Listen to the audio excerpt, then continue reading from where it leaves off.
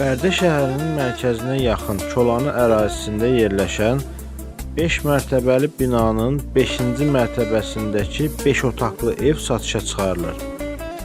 Evin qazı, suyu, işığı daimidir. Stilik sistemi kombi sistemidir. Sənədləri kupçadır. Satış qiyməti 105 min manat təşkil edir.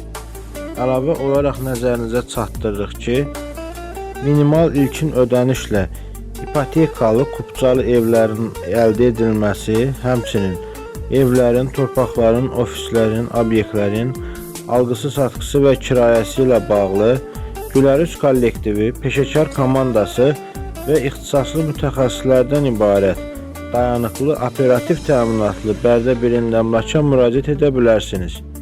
Yeni paylaşımlardan xəbərdar olmaq və gündəlik elanları izləmək üçün kanalımıza abunə olmağı, videoları bəyənib paylaşmağı unutmayın.